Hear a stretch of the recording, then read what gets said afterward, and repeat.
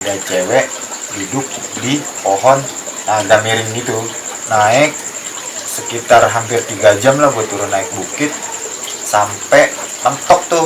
Gue baca ada petilasan kesatria apa gitu, mentok, dan gue mau jalan lanjut, tiba-tiba depan gue jurang. Lindur tuh dia, Ma, Dimas kangen mama, Dimas kangen mama, Dimas sayang mama, dia bilang kayak gitu. Nah teman gue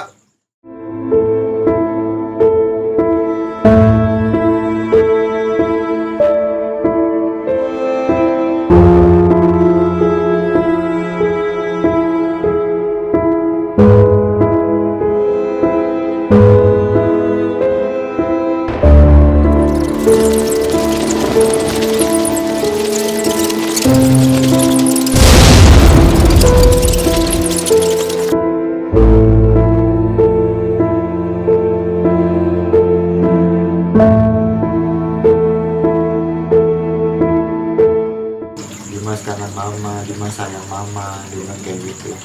Nah teman gua nyenggol gua nih, si Derry gitu, mama yang Dimas gitu kan. Tapi sih dia biarin aja, orang lagi kangen kali sama orang tuanya gitu. Itu udah mulai nggak bener tadi gitu.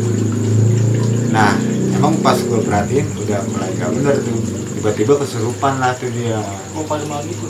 Iya, kesurupan. Kayaknya sih sesosok kuntilanak ya kayaknya, tapi gue lupa ini. Di situ dipanggilin orang pinter di sana, terus keluarlah. Nah singkat cerita gue udah nyampe rumah nih, udah mencar lah masing-masing ya kan, tapi gue masih tetap satu tongkrongan kan. Nah di besokannya si Derry ini yang gue ceritain tadi di pos 3 Sakit ya? Sakit di pos 3. Dia bilang, gue setiap habis maghrib pusing, badan gue gak enak. Dia bilang, gue diikutin nih. Dia bilang kayak gitu. Dia udah ngerasa? Gue diikutin nih. Dan dia tanya sama teman kuliahnya yang bisa bayar. Iya lu diikutin, kata si teman kuliahnya gitu. Lu datang berlima, kelarin berlima, gak bisa lu doang. Kata si teman kuliahnya gitu. Nah akhirnya gue berlima, gue nggak setuju sebenarnya, cuma gue menghargai si Derry-nya aja nih. Kita nggak lama ke orang pinter nih tuh. Kelaring tuh maksudnya apa? Ya maksudnya kalau lu mau berobat ya lu harus bawa 5-5-nya. Oh nggak bisa cuma si Derry doang? Iya lu datang berlima, ya kalau mau kelaring berlima, nggak bisa Derry doang yang dibersihin atau gimana nih. Terus gue ke orang pinter, pas nyampe di sana gue langsung diomelin. Iya. Lu ngapain ke sana? Pakai baju hijau-hijau. Terus emang gue ngelanggar pantangan sih. Gue ada beberapa pantangan yang gue langgar karena memang gue nggak tahu. Gue pakai jaket hijau, celana hijau. Di laut itu nggak boleh. Terus temen gue pakai si Dimas itu pakai ikat kepala. Batik nggak boleh juga. Ngecamp di bulak peperangan nggak boleh juga. Terus yang terakhir temen gue ada yang belum mandi junub ternyata. Itu yang kacau sih sebenarnya kayak gitu ya. Sama si Derry ini sakit, ternyata dia dudukin petilasan. Ternyata banyak juga. Iya. Tangan yang lu ini ya, langgar ya. Sebenarnya ya gue kan kita kan nggak tahu gitu kan, ya makanya kita santai aja, maksudnya nggak berpikir macam-macam. Berpikir negatif lah ya. Negatif, kita cuma pengen datang niatnya refreshing lah ya, melepas penat, punya rezeki lebih dari kerjaan, kita jalan-jalan, niatnya cuma segitu doang sebenarnya. Terus lanjut lagi yang pas orang pinter itu dia ngomong, emang lu udah ditungguin di sana gitu. Udah ditungguin di sana.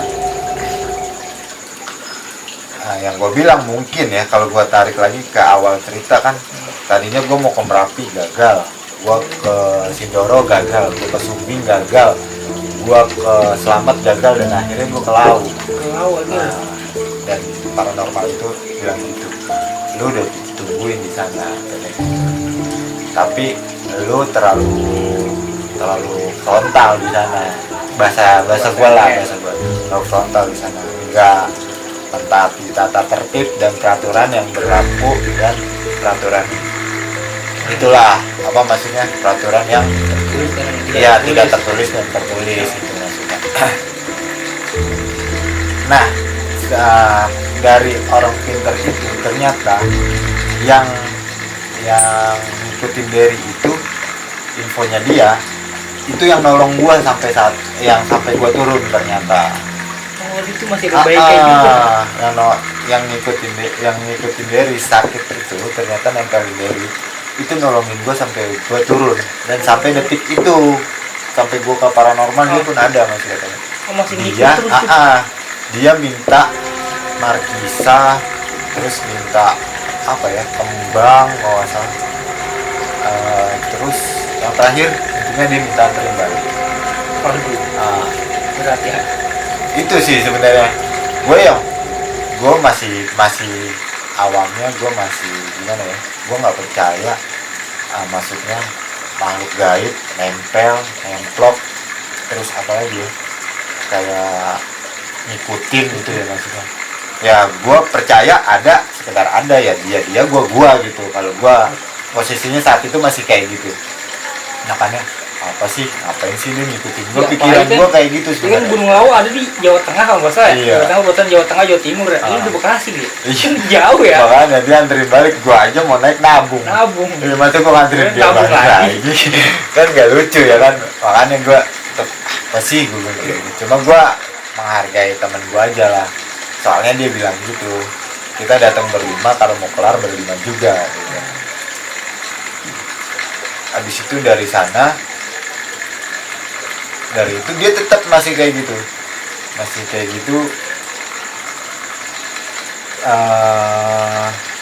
tapi nggak terlalu intens pusingnya masih kayak gitu sampai dia ke Pak Ustadz gue nggak tahu lah tuh tapi gue nggak ikut ke Pak Ustadz itu.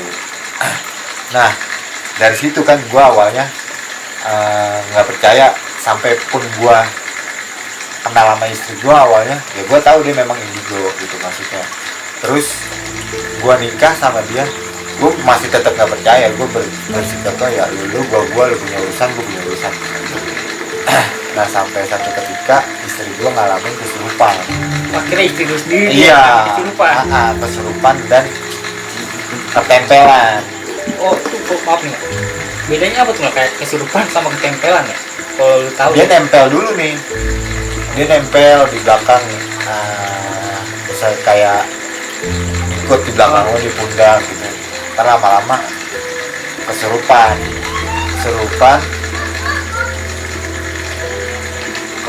terus yang pertama kali ya yang gue ingat itu dia kesurupan nenek-nenek. Gimana tuh? Itu dia lagi jaga event di mana gitu, terus dia tidur di mesnya. Tidur di mesnya, ternyata ikut sampai rumah. Dia kesurupan dan gua akhirnya panggil orang pintar buat keluarin dia gitu maksudnya. Dia dari nagang lagi. Satu masih nggak bisa. Akhirnya gua sampai manggil 3 kalau salah. Ya abah, anak buahnya abah 3 lah. Ya, bisa kayak gitu. Dia marah-marah ini pas kesurupan, marah-marah ya karena katanya dia nggak permisi nggak apa gitu maksudnya pas mau tidur gitu kan. Karena kan dia tahu kan kondisinya kan kalau istri kalau itu kan bisa ngelihat ya. Tapi kalau kayak kita nih nggak bisa ngelihat. Iya.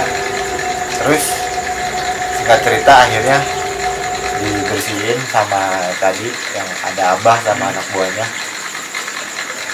Terus abis kejadian saat itu benar-benar tuh istri gua gampang mau kemasukan. Gua hampir ngejalanin hampir 1,5 tahun kali gua. Hampir dalam seminggu itu hampir 3 kali gua atau 4 kali istri gua kesurupan. Kadang dari jam 11 sampai jam 4 pagi sampai azan dia baru cabut tuh. kadang-kadang ya gue emosi juga gitu ya. Emosi Capek. kondisinya lu pulang kerja capek gitu mau istirahat, istri lu kesurupan. Dia nanganin kayak gitu. Iya, terus dia melindur ke alam lain, terus melindur kemana. Yang gue takutin sih dia melindur ke alam lain terus nggak balik sebenarnya. Itu sering dia di kejadian itu. Pas itu dia ngapain tuh? Tidur biasa aja apa kayak Tidur, tapi dia mulutnya ngomong. oke. Iya, mulutnya ngomong, melindur, tuh tepak-tepak gitu, nggak respon, Tapi mulut ngomong, cuman ngelantur gitu ya. ngelantur ngomongnya. Dia ya kayak dia komunikasi sama siapa gitu. Terus juga yang paling gua takutin itu pernah gua lagi nonton TV berdua di kamar, tiba-tiba dia istri gua tuh mau minum ke depan, mau ngambil air ke depan. Pas balik lagi dia ngetok di kamar, tok udah mau tanya nyambut paku di mana. Paku. Iya, gue seketika lompat lagi tiduran nonton TV. Anjing, gue bingung kan, gue berdua kondisinya nih. Yang gue pikiran gue tak bawa ke kasur gitu doang. Yang gue takutin kan dia lari-lari apa ya kan, kayak di film-film horor kan kita taunya orang kesurupan lari kencang kemana gitu kan, terus terbang ya kan. Ya, takutnya ngelupain fisiknya ya. Iya, gue takutnya seperti itu sih sebenarnya. Terus gua takut, gua lempar ke kasur. Gue juga takut sebenarnya. Iya, gue juga takut sebenarnya. Cuma ya gue berani-beraniin aja lah, kondisinya gue sama dia doang saat itu. Memang ada tetangga, tapi kan kondisinya udah jam 11 malam, gue nggak mau mengganggu. Gue nggak mau mengganggu orang lain juga kan. Gua tekap, gua bacain doa, gua istighfarin kupingnya. Lama-lama dia keluar sendiri tuh, kayak gitu. Terus kejadian. Itu sosok apa tuh malah masih mah? Kalau Kayaknya sih Kunti lah ya, kalau yang minta cabut paku gitu. Iya sih. kayak di film Susana ya. Iya, tapi jujur gue nggak bisa ngeliat, makanya gue masih kayaknya ya, karena gue nggak bisa ngeliat, gue cuma bisa ya karena gue dekat sama dia dan sama dia, gue bisa lah ngerasain. Ngaruh jadinya mah. Tadinya gue benar-benar nggak bisa, dan gue sekarang bisa agak ngerasain gitu. Pas gue di rumah gue tuh kadang-kadang tiap malam jam 11, jam 12 itu sering ada jatuh ke kepala gitu di genteng. Duh, logikanya kalau batu kan pasti, dan kebetulan gua asbes kan, itu pasti kretek gitu dong ya. Iya. Baru benda jatuh kan. Dan itu hilang gitu aja. Cepet lihat kan? Lihat apa sih itu gue? Enggak, gue saat itu gue selalu berpikir positif, dan gue selalu berpikir logika aja gitu. Tapi di rumah lu ada pohon-pohon gitu mungkin mah? Ya mungkin di belakang gue kan ada pohon mangga, ada apa gitu kan. Mungkin lu masih berarti pikiran lu ke situ ya? Awalnya positif terus kan. Terus apa lagi ya yang serem lagi, yang gue lagi tidur juga, maksudnya tiba-tiba dia dari rebahan tiba-tiba bangun gitu, ketawa ngekek. Parno gak sih lu? Gue jujur gue parno itu awal-awal, itu masih baru-baru ya, maksudnya dia baru-baru kesurupan intens. Gue parno, sumpah gue takut banget gitu. Gue takutnya yang kayak di film misteri gitu kan, Susana yang tiba-tiba ketawa terus terbang ke pojok ya kan. Anjing, gue apa yang gue lakuin kalau kayak gitu, gue bingung. Jadi sebenarnya kita masih awam ya masalah kayak gitu ya. Gue masih awam banget. Terus ya udah, gue cuma yakin ya gue punya Allah, ya gue doa aja yang gue bisa gitu, maksudnya ya dasar doang sih gue juga. Ini nggak doa makan kan? Enggak. Al-Fatihah. Kalau orang panik kan namanya dibaca tuh. Gak marah Terus- masih kamar mandi. Apalagi Alfalat sama Anas, terus gua istighfarin buktinya. Pas emang yang paling paling itu sih saat gua istighfarin yang buktinya, dia kayak ngerasa gimana gitu, apa Berontak. ya berontaknya gimana gitu, kenceng banget. Ya mau nggak mau gue pegangin juga kan, gue takutnya dia itu apa gimana gimana nyakitin dirinya. Dan setelah itu memang dia setiap malam sering tuh kebangun nyakitin dirinya, Oh, kesurupan tuh. Oh, kesurupan. Bangun terus didotin kepalanya deket tembok. Gua seketika bangun dong karena berisik ya. Karena bunyi gitu ya. Terus aduh, gue berhenti didedukin ke kepala, tep gue bangun, gue lihat astagfirullahaladzim, gue langsung gue tep, dia nengok ke muka gue senyum. Anjir. Itu sih gue masih jiper sih saat itu. Bisa bayangin sih, Pak. Lu si kamar berdua Terus doang. gue tanya, lu mau ngapain sih gitu. Gue selalu tanya, mau ngapain lu, gak usah ganggu gue. Awalnya dia nggak mau buat komunikasi sih ya, maksudnya dia cuma senyum, terus gue bacain doa, terus gue istighfarin keluar gitu. Tapi Sosok apa tuh? gue nggak kurang tahu sih ya kalau itu sosok apa. Cuma itu sering kejadian kayak gitu kayak jam 1 malam dia kebangun, ntar di mana, di tembok kamar, ntar di pintu kamar, ntar di lemari kayu gitu maksudnya. Itu berarti sih bentuknya udah apa sih, kayak ngupain fisik ya? iya, gue takutin dia ngambil pisau sih sebenarnya. Itu sih. Dan itu pernah kejadian, dan untungnya gua ngecek ya ke belakang, maksudnya gua ngeliat bini gua nggak ada, gua langsung ke dapur dan dia udah megang pisau begini nih. Dan saat itu pisau langsung gua amanin, dan gua umpetin udah berapa bulan, 3 bulan gitu maksudnya. Gua nggak mau ada benda tajam, maksudnya kayak gunting, pisau itu gua umpetin. Gua takut ngelukain diri dia lah. Ya kan kalau lu yang ada di rumah kan, siapa lagi kan yang bisa tahu. Terus ya hampir seminggu, hampir 4 kali 3 kali kayak gitu ya, sosoknya ganti, ubah-ubah lah, ntar yang kecil anak, ntar apa gitu, anak kecil kadang ya kan, terus apa ya. Gue ya awalnya sih gue takut ya, tapi kesininya kayak gue ya udahlah, ini jalan gue. Dan kebetulan gue pas lagi kerja, gue ketemu orang yang sama lah sama dia gitu, maksudnya keadaannya sama indigo, terus suaminya nggak paham apa-apa gitu maksudnya. Nah gue karena dia cerita duluan, gue akhirnya open, mbak istri gue kayak gini juga gitu. Gue cerita sama dia, oh pantas, dia emang kayaknya udah nebak gue gitu maksudnya. Oh, dia udah tahu. Iya, oh pantas. Terus gimana dia bilang gitu, ya gue akhirnya cerita, jadi gini mbak, gini. Ya udah, lu kalau kayak gitu lawannya pakai logika, pokoknya lu lawan pakai logika. Dia misalkan apa nih, misalkan kayak minta rokok, ngapain lu minta rokok, emang lu ngerokok, emang lu apa gitu misalkan. Ya gue berusaha saat itu, dari situ gue berusaha melawan pakai logika.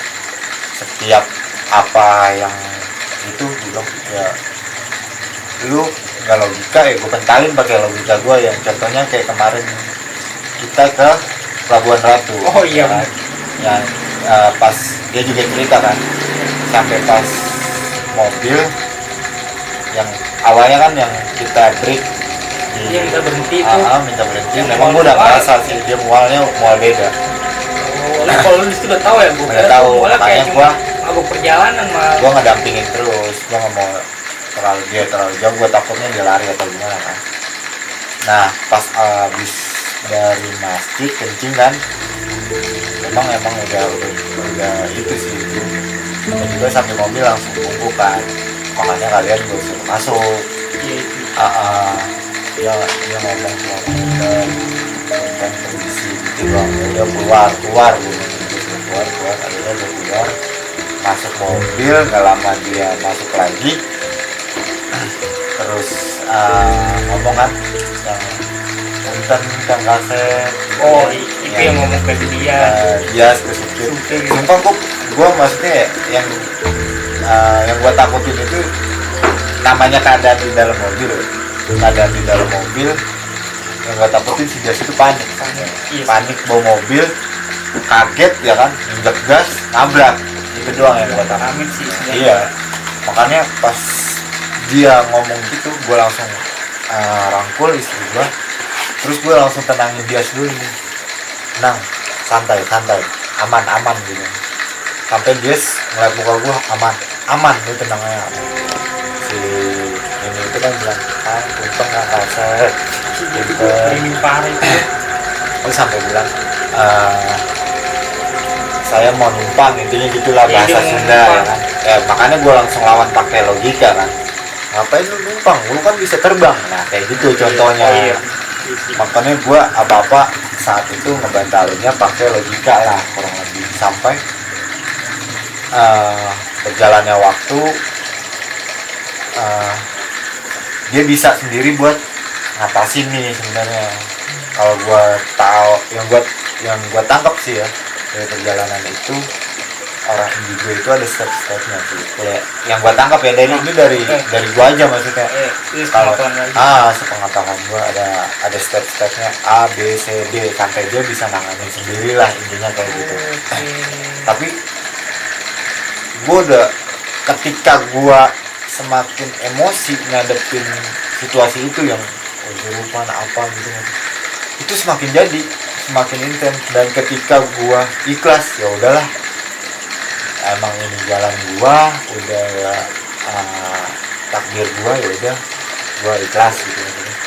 Gua ikhlasin, alhamdulillah tuh dari situ, maksudnya udah nggak sering, terus sampai hilang berapa bulan sekali. Nah sampai sekarang pun jarang. Yang terakhir itu kecuali si dia lagi nggak bisa kontrol emosinya ya kan. Itu cuma dari lu doang nih yang kok bisa kontrol emosi kan. Kayak lu bilang tadi kan sampai lu pasrah kan, lu ikhlas dah nih. Emang gua ini gitu kan. Gue ikhlas sampai itu akhirnya bertahap hilang sendiri kan. Nah dan pun juga begitu, kalau dia emosinya meluap-luap dia gampang dimasukin. Sampai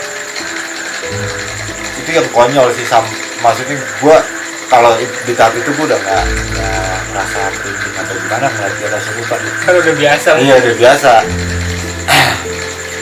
Gue lagi main game di depan rumah. Gue biasanya memang nunggu istri gue pulang kerja, gue main game. Dia masukin motor, dia sampai, dia langsung masukin motor. Biasanya memang gue buka pintu, masukin motor, tiba-tiba buka helm, dia datang bagi rokok. Gue cuma ngeliat, anjing minta rokok lu, gue aja beli, gue gituin. Akhirnya udah biasa. Iya, gue udah sampai, maksudnya komunikasinya sampai kayak gitu, gue aja beli, masa lu minta gitu. Udah lu keluar gitu. Sampai gue di tahap itu sih sekarang. Maksudnya intinya sih yang gue ambil dari sini ya, lu apapun yang jalanin ya lu harus ikhlas sih. Yang gue dapat dari kisah-kisah gue. Oke nih Mal, gue bakal ngulas sedikit perjalanan pas lagi di Gunung Lawu. Gue soalnya masih agak penasaran nih Mal, sama yang lu tadi bilang pas lu lagi di puncak kan, lu ngeliat si bewok atau si bewok ngobrol sama pakai kakek tuh. Gue nggak lihat. Maksudnya si bewok yang ngeliat. Jadi bewok, gue nggak tahu kenapa si Derry agak mencar saat gue nyampe puncak. Gue lagi foto-foto nih, kayak ya namanya lu baru nyampe puncak ya kan, pasti kan foto gitu kan. Gue lagi foto-foto, jadi agak mencar, gue nggak tahu ngapain gitu. Gue pikir kan kencing atau apa gitu kan ya. Nah si Derry ngeliatnya itu kakek-kakek lewat gerombolan lewat depan anak-anak gua lah ya, depan anak-anak gua. Terus si Derry ngeliatnya ngobrol. Si kakek itu ngobrol sama lu pada tuh. Iya, sama anak-anak gua.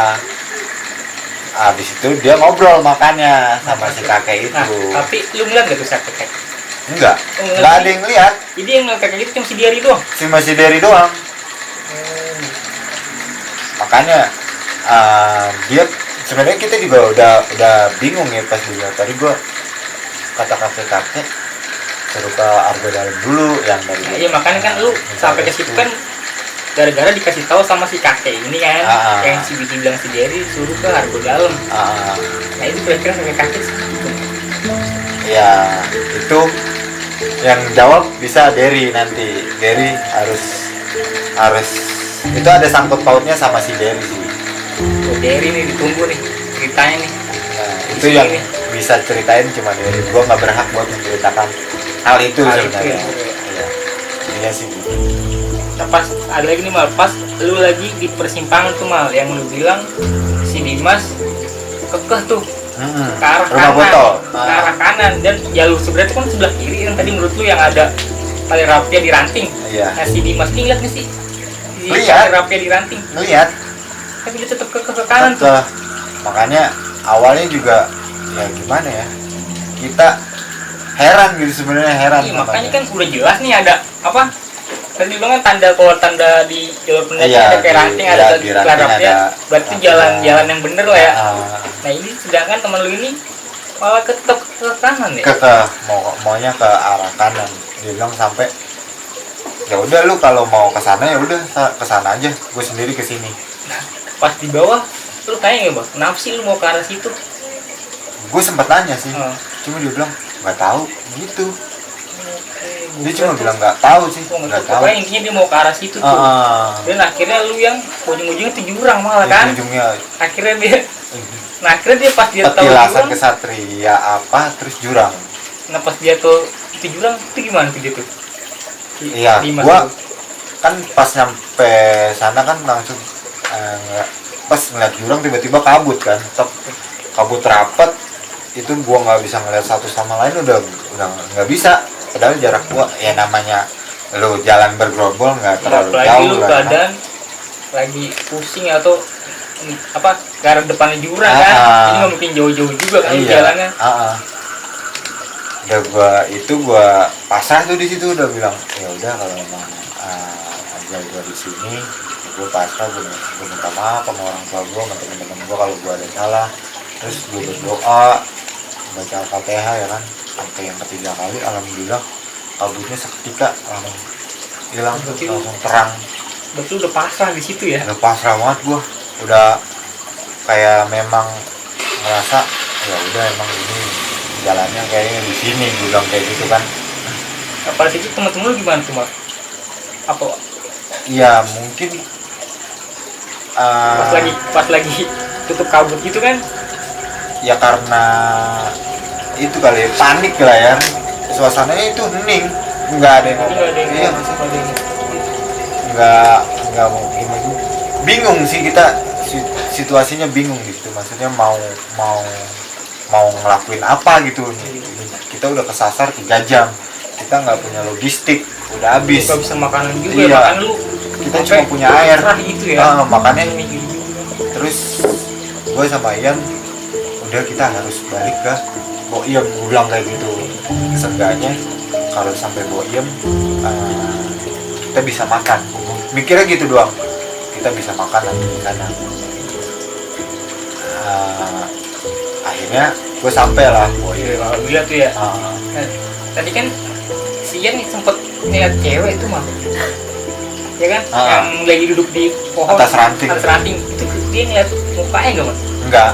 Dia tuh hanya ngeliat belakangnya. Jadi belakangin. Gak sempet gitu. ngeliat mukanya tuh. Nah, dan memang dari si apa namanya ranger dari si ranger, nggak tahu kalau itu siapa gitu maksudnya yang lu tahu. Itu cewek dari Jakarta, tapi gua nggak tahu namanya siapa ya, maksudnya ya. Dia bilang gitu, memang ada anak Jakarta yang tinggal di sana gitu. Gua nggak dikasih tahu namanya. Yang laki itu juga kayaknya. tapi gue kurang tahu juga ya. Lupa ingat gue, maaf kalau gue salah gitu. Ya, berarti kalau menurut si Ranger ini berarti kalau lu ketemu cewek lu bakal selamat, kalau ketemu cowok lu bakal masuk jurang. Dan untungnya lu ketemu si cewek ya, alhamdulillah mah tuh. Alhamdulillah sih gue. Lu bisa turun sampai rumah dengan selamat lah ya. Kondisinya benar-benar kacau lah itu. Dan Jujur gue saat ini kalau diajakin ke sana lagi, gue biar dibayar gue nggak mau. oh berarti nggak mau nih ke Gunung Lawu lagi? Trauma gue nggak mau. Ke Gunung Lawu walaupun diajak siapa gitu nggak mau? Enggak, gue mau diajak siapa gue dibayar 10 juta aja naik Gunung Lawu, temenin gue enggak. Oke. Gue jujur gue gitu ya emangnya. udah trauma gue. Cukup sekali gue seumur hidup gue naik ke sana. Ngerasain tersesat di gunung kan. Iya. Dan itu lu saat itu masih muda ya, masih jiwa-jiwa. Iya lah. Gimana ya, Jo? Masih frontal lah. Masih frontal lah. Ngomong masih sembarangan. Teriak-teriak. Ceplos. Oke Ci, tadi gue mau ngasih sedikit nih dari ceritanya si Jamal. Saat lu kesurupan, nah terus ngejodotin kepala lu ke tembok tuh ya. Nah itu efeknya sakit nih. Gimana sih Ci? Ya di saat itu sih gue nggak sadar ya kalau gue jodotin kepala gue ya. Nah setelah gue sadar itu sih lumayan sakit juga kepala gue. Beberapa hari dah tuh agak-agak sakit. Pusing iya. Dia sering ngau pusing sih. Ada nggak sih maksudnya efek yang parah gitu? Ada nggak tuh? Kayak fisik tadi kan, fisik kan pokoknya yang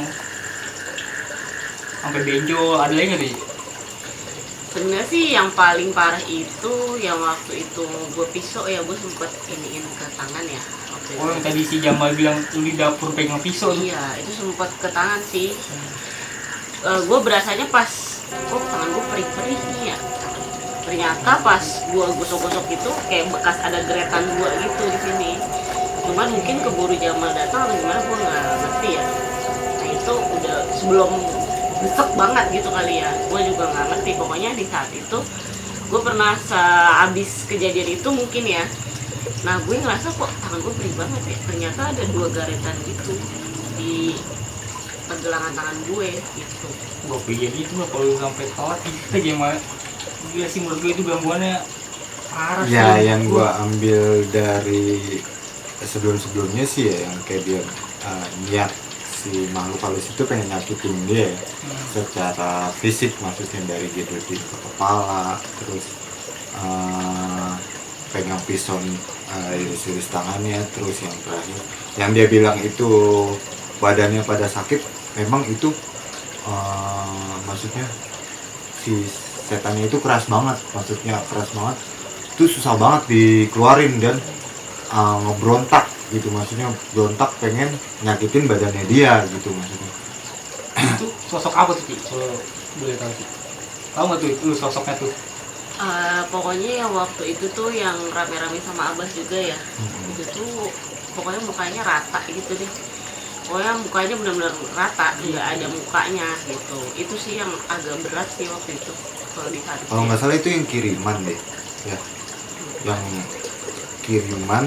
Terus yang gue bilang tadi ada benda jatuh di genteng. Nah itu kirimannya ke dia. Jadi ada yang suka lah sama dia, terus ngirimin jaran goyang. Nah karena dia nggak berhasil suka sama si yang pengirim ya, nah jadi si setannya itu nggak pengen dia bahagia, nggak pengen dia senang, intinya kayak gitu. Ya gue harus nyakitin dia gitu. Gitu ya. Dia sih bilangnya kayak gitu ya pas komunikasi sama gue. Yang gue bilang tadi keras banget itu, gue sempat ngobrol sama dia, lu mau ngapain sih? Gue harus nyakitin dia, gue mau nyakitin dia, intinya dia ngomong kayak gitu. Itu memang berontaknya agak keras, sampai gue pun meganginnya kencang banget gitu, maksudnya ya wajar kalau dia ngerasa seluruh badannya pada sakit. Gue pun meganginnya sekuat tenaga gitu maksudnya, makanya dia ngerasa kayak gitu efeknya. Oke, berarti masih ada tuh ya kayak kata-kata cinta ditolak dulu bertindak ya. Masih. Ya itu lu alamin langsung ya. Masih, gue ngalamin langsung. Dan itu hilangnya ke guru spiritualnya. kakak gue lah gitu yang dibilang abah. Nah gue netralisir di sana gitu, kayak gitu. Tapi efeknya nggak langsung hilang sih, langsung masih ada sisa-sisanya bertahap lah, mungkin ya? bertahap. Tapi alhamdulillah udah nggak ada. Ada lagi nih mal pengalaman yang lu bagi ke teman-teman? Oh gue rasa itu aja sih cukup kayaknya. Ci, masih ada yang mau ditambahin lagi? Udah sih ya, udah cukup jelas yang Jamal jelasin ya. Oke, gimana tuh teman-teman ceritanya? Semoga kita bisa ngambil pelajaran dari cerita narasumber kita kali ini. Thank you buat nih yang udah nonton video ini sampai habis. Jangan lupa di subscribe, like, komen, dan jangan lupa juga di share ke teman-teman terdekat kalian ya. Oke. Dan kalau misalkan ada pertanyaan atau ada yang mau ditanyain, bisa langsung komen. Kita tunggu ya. Oke, gua Ari, Jamal, Cici, ada misteri. Wassalamualaikum warahmatullahi wabarakatuh.